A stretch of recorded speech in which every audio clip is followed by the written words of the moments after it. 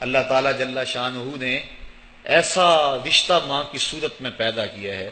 جنت کی چھاؤں کا دنیا کے اوپر روپ ہے ماں کی ذات، جنت کی گھنی چھاں ہے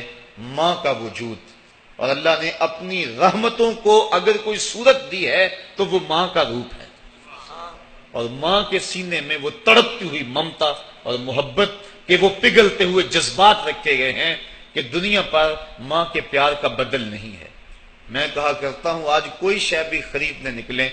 تو آپ وثوق سے نہیں کہہ سکتے یہ خالص ہے، ہر شے 2 نمبر دستیاب ہے، ہر شے میں ملاوٹ ہے، لیکن ایک چیز آج بھی ملاوٹ سے پاک ہے اور وہ ماں کا پیار ہے۔ ماں کی محبت آج بھی کھری ہے اور آج بھی اس میں کوئی ملاوٹ نہیں ہوئی۔ بچہ بوڑھا بھی ہو جائے لیکن ماں کے لیے وہ بچہ ہوتا ہے، ماں کی دعائیں اسی طرح اس کے لیے ہوتی ہیں، اور بچہ آغوش مادر میں آ کر پھر طفل سادہ رہ جاتا ہے۔ یہ ماں کا پیار اور ماں کی محبتیں۔ ایک شاعر نے ماں کی محبت کا نقشہ کھینچتے ہوئے کیا خوبصورت بات کہی، وہ کہتا ہے مدت ہوئی میری ماں نہیں سوئی تابش، میں نے ایک بار کہا تھا مجھے رات کو ڈر لگتا ہے، کہا سحری کے وقت میں نے ایک بار اٹھ کے رات کو چونک کر کہا تھا مجھے رات کو ڈر لگتا ہے، مدت ہوگی اس بات کو، یہ قصہ پرانا ہو گیا ہوا ہے، مجھے بھی بھول گیا ہوا ہے، لیکن میری ماں رات کو نہیں سوتی، میرے بیٹے کو کہیں ڈر نہ لگ رہا۔ یہ ماں کے پیار کا روپ ہے۔ علامہ اقبال جب ان کی والدہ انتقال کر گئیں تو وہ دیار غیر میں تھے، تو اس وقت انہوں نے ایک طویل مرثیہ لکھا اپنی ماں کی یاد میں جس کا عنوان ہے والدہ مرحومہ کی یاد میں۔ اس کے اندر لکھتے ہیں آہ اب وطن میں ہوگا کس کو میرا انتظار، آہ وطن میں ہوگا اب کس کو میرا انتظار، کون میرا خط نہ آنے سے رہے گا بے قرار، آرزو لے کر تیری خاک مرکد پہ آؤں گا، اب دعائے نیم شب میں کس کو میں یاد آؤں گا، کون پچھلے پہر اٹھ کے دعا کرے گا۔ ہر ایک سے کہنا پڑتا نا جناب دعا کرنا، مولوی صاحب سے بھی عرض کرنا پڑتا حضور دعاؤں میں یاد رکھنا، پیر صاحب سے گزارش کرنا پڑتی ہے جناب مجھے دودھ راتوں میں اور چاندنی راتوں میں مجھے یاد رکھنا، حاجی کو معتمر کو کہنا پڑتا جناب دیار حرم میں جا رہے ہو اور دیار حبیب میں جا رہے ہو وہاں مجھے دعاؤں میں یاد رکھنا، سین حرم میں بھی اور جالی کے سامنے بھی، ہر ایک کو کہنا پڑتا ہے کہ مجھے دعاؤں میں یاد رکھنا۔ کبھی ماں کو بھی کہنا پڑا ہے کہ امی دعاؤں میں یاد رکھنا۔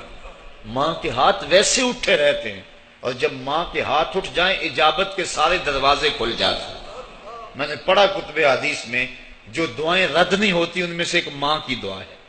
جب ماں ہاتھ اٹھا دے تو جنت کے سارے دروازے کھل جاتے ہیں، اور یہ لازمی نہیں ہے کہ ماں رابعہ بصریہ ہو تو پھر ہی اس کی دعا قبول ہوتی ہے۔ اپلے تھاپتی ہوئی ماں اور لیپا پوتی کرتی ہوئی ماں جو ہے وہ مٹی سے بھرے ہوئے ہاتھ اٹھا دے تو اللہ ان ہاتھوں کو بھی خالی نہیں موڑتا۔ ماں جب بولتی ہے تو اس کے لہجے میں جبریل بولتا ہے، ماں جب مسکراتی ہے لگتا ہے جنت کی ساری کلیاں کھل اٹھی ہیں۔ ماں کے چہرے کی رونق اور ماں کے چہرے کی جو ہے وہ خوشی بیٹے کے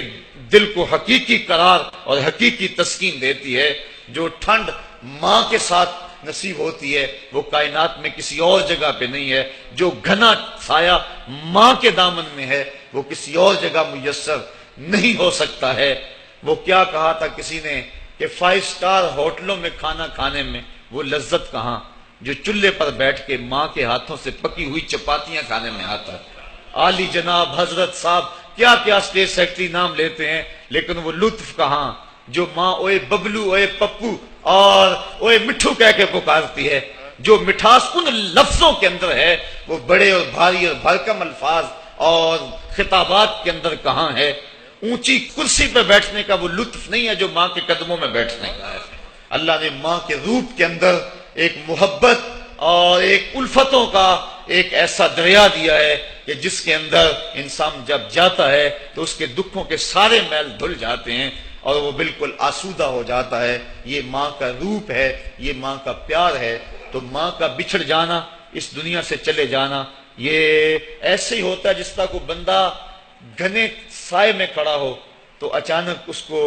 دھوپ میں کھڑا کر دیا جائے، پھر اسے پتا چلتا ہے کہ کتنا گھنا سایہ تھا۔ جس طرح درخت ساری دھوپ اپنے اوپر سہتا ہے اور جو اپنے نیچے کھڑا ہو اس کو ٹھنڈک دیتا ہے، اسی طرح ماں باپ سارے دکھ اپنے اوپر سہتے ہیں لیکن اپنی اولاد کو ٹھنڈک پہنچاتے ہیں۔ ماں باپ کے اس دنیا سے چلے جانے کے بعد پتہ چلتا ہے کہ میں کتنی گھنی چھاؤں سے کس